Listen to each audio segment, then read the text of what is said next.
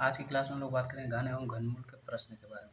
17 का क्यू का मान क्या, 13 का क्यू का मान क्या होगा। तब ध्यान से देखेंगे 13 का क्यू का मतलब होता है 13 को 3 बार लिखना, 13 गुने 13 गुने 13। तो 13 को 3 बार गुना करेंगे तो 2197 आएगा, ठीक है ना। क्वेश्चन नंबर 2 को देखते हैं। 2744 का घनमूल क्या होगा। तो 2744 का सबसे पहले हम लोग अभाज्य गुणनखंड करेंगे। तो अभाज्य गुणनखंड देखिए 2 से यहाँ पे किए हुए हैं 1372 बार में, फिर 2 से किए हैं 686 बार में।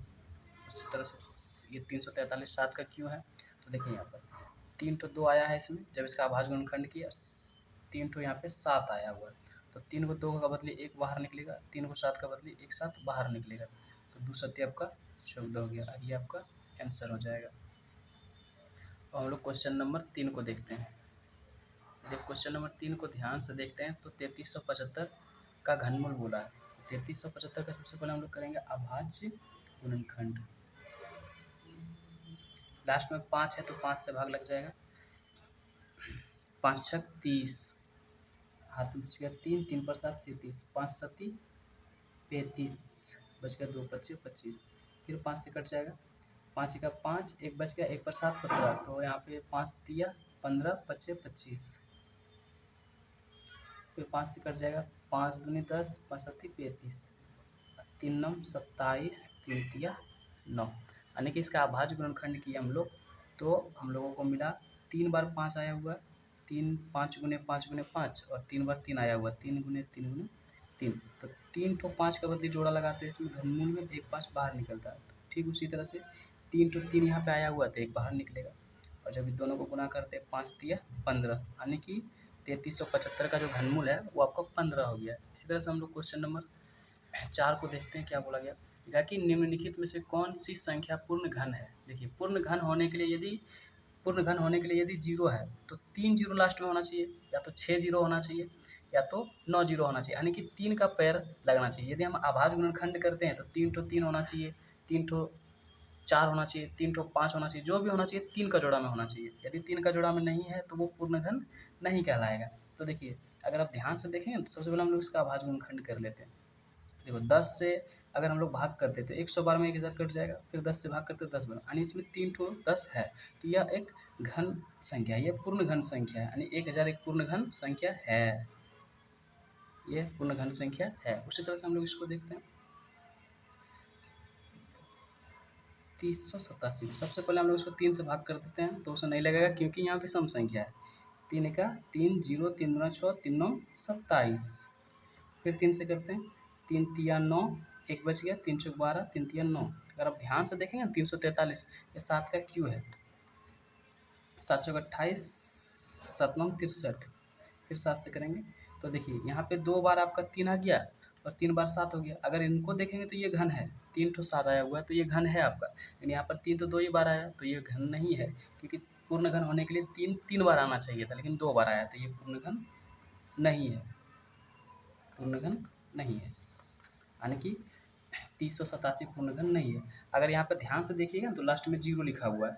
अगर पूर्ण घन होना है ना तो 3 ठो 0 होना चाहिए, या तो 6 जीरो होना चाहिए लास्ट में, या तो 9 जीरो होना चाहिए, तब ये पूर्ण घन माना जाएगा। अगर 1 जीरो है तो ये पूर्ण घन नहीं है, यानी कि ये इसी तरह पता चल गया पूर्ण घन नहीं है। आशा करते हैं आपको समझ में आएगा। बात करते हैं क्वेश्चन नंबर 5। क्वेश्चन नंबर 5 बताते हैं या कि निम्न संख्याओं को किससे गुना किया जाए कि पूर्ण घन बन जाए। यानी कि यहाँ पे कुछ संख्या दिया हुआ है और आपको पूछ रहा है कि इसको किससे गुना करेंगे कि ये पूर्ण घन हो जाए। तो देखिए ध्यान से, सबसे पहली संख्या दिया हुआ 9, 9 का आप अभाज्य गुणनखंड कर लीजिए। 9 का अभाज्य गुणनखंड करते हैं, 9 का यदि अभाज्य गुणनखंड करते हैं तो 3 तिया 9 हो गया, फिर 3 से करेंगे एक बार में, यानी कि पूर्ण घन होने के लिए कितना जोड़ा लगना चाहिए 3 3 का। तो यहाँ पर किससे गुना करेंगे कि ये पूर्ण घन हो जाए, 3 से करेंगे। अगर 3 से हम गुना करते तो ये पूर्ण घन बन जाता, यानी 9 को 3 से गुना करेंगे तो ये पूर्ण घन बन जाता है। इसी तरह से क्वेश्चन नंबर 2 को देखिए 256, 256 का भी अभाज्य गुणनखंड कर लीजिए। 2 से करते हैं तो 2 का 2, 2 दूनी 4, 2 टी 16, फिर 2 से करते हैं 6 बार में 4 बार में, फिर 2 से करते हैं 3 बार में 2 बार में, फिर 2 से करते हैं 2 का 2, 2 छक 12, फिर 2 से करते हैं 8 बार में 16 चल जाएगा, 2 से करते हैं 4 बार में, फिर 2 से करेंगे 2 बार में चल गया। अगर आप ध्यान से देखेंगे तो यहाँ पे 3 का जोड़ा लग गया, यहाँ भी 3 का लग गया, यहाँ पर देखिए 2 को पेयर बना 2 का, यानी कि वहाँ पे 3 का जोड़ा लग गया और यहाँ पे आपका नहीं लगा।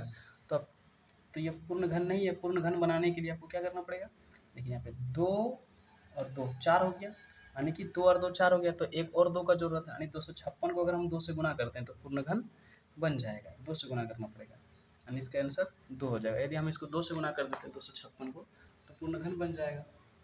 उसी तरह से हम लोग देखते हैं 7803 को।